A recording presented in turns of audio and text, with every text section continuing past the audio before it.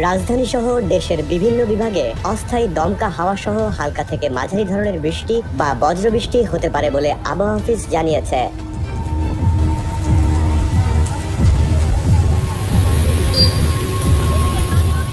রংপুর, খুলনা, বরিশাল ও চট্টগ্রাম বিভাগের অধিকাংশ জায়গায় এবং রাজশাহী, ঢাকা, ময়মনসিংহ ও সিলেট বিভাগের অনেক জায়গায় এই আবহাওয়া থাকবে। এছাড়া রংপুর, খুলনা, বরিশাল ও চট্টগ্রাম বিভাগের কোথাও কোথাও মাঝারি ধরনের ভারী থেকে অতি ভারী বর্ষণ হতে পারে। আজ শনিবার আবহাওয়া অফিস এ তথ্য জানিয়েছে।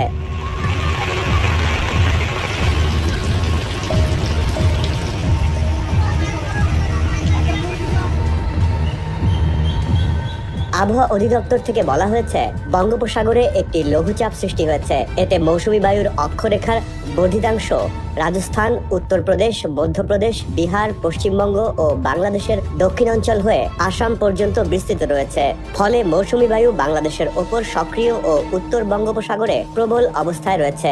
আগামী 25 আগস্টের মধ্যে উত্তর পশ্চিম বঙ্গোপসাগর এবং তার পার্শ্ববর্তী এলাকায় আরও একটি লঘুচাপ সৃষ্টি হতে পারে।